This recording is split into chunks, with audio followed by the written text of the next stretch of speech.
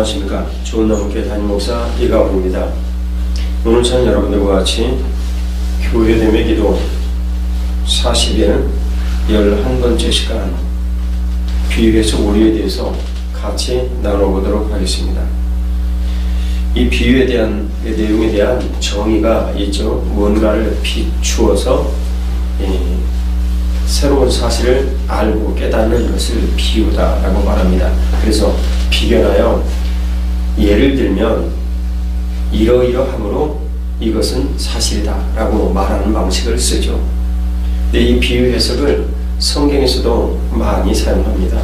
예수님께서는 비유를 많이 말씀하셨죠. 그런데 그 비유를 과연 어떤 사람들이 이것을 알지 못하게 하도록 비유를 썼을까? 아니면 그 비유를 통하여서 쉽게 사안을 알 수 있도록 비유를 썼을까라는 것이 관점입니다. 만일 예수님께서 이 비유를 쓰실 때 예수님의 목적이 어찌하든 깨닫지 못하게 하여 사람들을 하나님이 계신 천국에 가지 못하게 하시려면 비유를 어렵게 했을 것입니다. 그러나 만일 그 비유를 모든 사람들이 다 누구든지 천하만국으로 퍼져나가야 될 비유이기 때문에 듣고 깨닫고 알며 하나님을 알게 된다면 그것은 하나님의 뜻에 분명히 부합이 되는 일입니다. 예수님은 온 천하 모든 인간을 사랑하셔서 이 땅에 사랑의 빛으로 오신 분입니다. 아버지께서 그 일을 원하셨죠. 하나님 아버지께서 예수님을 이 땅에 보내신 것은 독생자 예수 그리스도의 피값을 지불해서라도 우리 인간들을 구원하고자 하신 주님의 뜻이 분명하십니다. 마태복음 24장 14절에 이 천국복음이 모든 민족에게 증언되기 위하여 온 천하에 전파되리니 온 세상에 전파되리니 그제가 끝이 오리라 라고 말씀합니다. 주님의 뜻은 분명합니다. 모든 사람들이 구원받고 모든 민족들이 주님 앞에 나오는 것이죠. 그러면 대의를 가지고 생각을 해볼 때 이 비유가 어렵게 하고자 하는 목적이 아니라 쉽게 모든 사람들을 이해를 시키고자 주님께서 사용하고 계시다는 것을 알 수가 있습니다. 그러면 왜 성경에 보면 어떤 사람들은 이해가 되고 안 되고 이런 일이 생겼을까요? 그것은 간단합니다. 예수님께서 원하시는 예수님의 그 이해 열쇠의 마음을 우리가 가져야 되는 것이죠. 그래서 모든 비유의 이해 열쇠는 오직 예수 그리스도께 있습니다. 성령 하나님께서 우리를 도우시죠. 우리는 그래서 예수님을 믿는다라고 말을 합니다. 시편 78편 1, 2절 말씀을 제가 봉독해 드리겠습니다. 내 백성이여 내 율법을 들으며 내 입에 말에 귀를 기울일지어다. 내가 입을 열어 비유로 말하여 예로부터 감추어졌던 것을 드러내려 하니. 시편 78편 1, 2절은 분명히 우리에게 말씀하네요. 비유로 말하며 예로부터 감추어졌던 것을 드러내려 한다. 그래서 비유는 드러내려 하는 것입니다.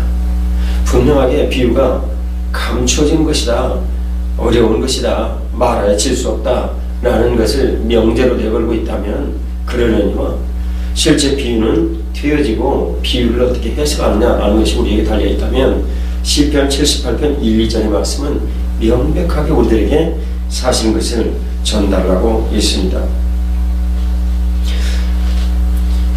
우리가 이 비유에 대한 문제들을 심각하게 생각할 수밖에 없는 것은 비유를 통해서 많은 이단들이 태어났기 때문입니다.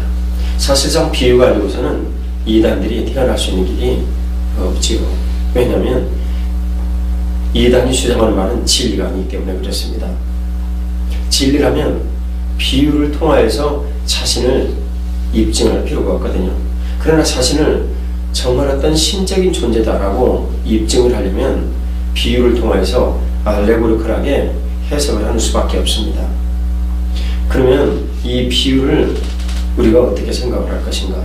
그것은 어떤 사람을 특별한 존재로 나타내기 위해서 신적 존재로 또 때로는 교주로 때로는 어떤 예수님의 이 땅에 오신 재림의 모습으로, 이런 모습으로 위장을 하려면 비유가 반드시 필요합니다.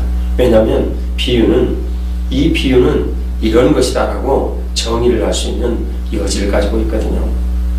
사실은 이 모든 이단들, 특히 근래에 이제 흥행을 하는 이 이단의 많은 문제들 중에 신천지 이단의 경우에는 그들이 사용을 하는 일종의 블랙박스가 있습니다. 블랙박스는 이런 것입니다. 차량에도 쓰이고 비행기에도 쓰이죠. 그래서 모든 내용들이 처음부터 끝까지 다 기록이 됩니다. 그런데 여기서 우리가 사용하는 블랙박스는 그거 외에 중요한 내용을 더해야 합니다. 방법론인데요. 이 메소돌로지인 이 방법론은 과학적으로 많이 쓰입니다. 그래서 어떤 분명한 사실을 근거로 하여 블랙박스가 하나가 만들어집니다. 거기에는 물론 이론이 있죠. 그러면 그 블랙박스 속으로 A가 들어가면 A-가 나오고요. B가 들어가면 B-가 나옵니다. 반드시 그렇게 되어질 수 있도록 만들어지죠. 이것을 방법론이다 이렇게 말을 하기도 합니다. 그러면 신천지에서 쓰고 있는 방법론은 무엇일까요? 우리가 이제 살펴보았던 짝교리를 방법론으로 한번 생각을 해보십시다. 그러면 말씀에는 짝이 있다라고 그들이 주장을 하는 이 짝은 실은 에돔 지역에서 황폐함이 영원히 지속될 것이다 라는 것을 나타내는 말입니다. 짐승들이 그곳에서 올뱀이나 일이나 여러 날짐승들이나 밤에 움직이는 것들이나 사람이 살 수 없도록 그들이 짝이 있어서 계속 새끼를 낳으면서 황무지가 되어버릴 것이다 라는 말씀이죠. 그러나 이 말씀을 왜곡을 하여 짝교리라는 것을 만들었습니다. 그러면 이 짝교리가 그들에게 있어서는 하나의 틀이 되는 것입니다. 틀이 되어지면 다른 모든 것들은 그 틀 속으로 들어가면 반드시 짝을 찾아야 된다는 인식을 머리에 갖게 되는 것이죠. 그것이 그들의 머릿속에 만들어지는 블랙박스입니다. 이 블랙박스라는 틀이 딱 만들어지면 이 틀을 통해서 나오는 모든 것들은 다 쓰레기가 나오죠. 이런 말이 있죠. garbage in, garbage out. 쓰레기가 들어가면 쓰레기가 나온다고요. 틀이 원래 잘못되어져 있으니까 무엇이 들어가도 쓰레기가 나올 수밖에 없습니다. 그래서 블랙박스가 만들어진 것이 저들에게는 굉장히 중요합니다. 정통교회에서 보는 모든 시각에서 보면 이해가 안 가죠. 그리고 참 우스운 내용이지만 그러나 블랙박스가 한번 잘못 만들어져 버리면 그 모든 것들이 진리처럼 보이게 되어져 있습니다. 이사야 29장 11절에서 12절의 내용을 보면 성경이 봉한 책처럼 되어버렸다라고 말씀을 합니다. 그러나 그 내용을 잘 살펴봅시다. 이 봉한 책이 이곳에서 일부를 인용을 하여 블랙박스처럼 만들어지면 이 봉한 책을 펼 자가 누구인가가 반드시 필요하거든요. 그 펼 자가 바로 이 사람이다 라고 말을 하면 그 사람이 이긴자도 되는 것이고요. 보혜사에 그 다음에 그리스도의 영을 받아 또 새롭게 이 땅을 구원할 재림 예수도 되기도 하고요. 다양한 방법으로 이단의 교주들이 태어나게 됩니다. 그러나 여기서 말씀하고 있는 봉한 책이 되었다라는 이 말씀은 그런 것이 아닙니다. 이들이 죄가 너무너무 심하니까 그 죄악으로 인해서 그들이 책을 볼 수 있는 눈조차도 잃어버린 겁니다. 그래서 마치 봉한 책처럼 되어버렸다라는 내용이죠. 반어법으로 강조를 하는 내용이에요.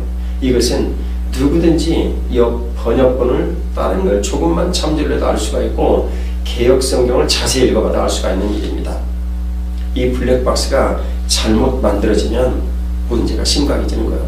근데 이 블랙박스가 잘못 만들어지는 일 중에 가장 빈번한 일은 비유를 통해서 이 블랙박스가 만들어집니다. 이 비유를 통해서 말을 갖다 붙이는 나름이거든요.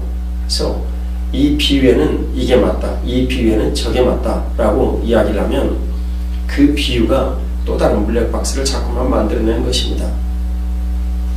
자, 마태복음 13장에 보면 이런 말씀이 있습니다. 세상은 밭이다.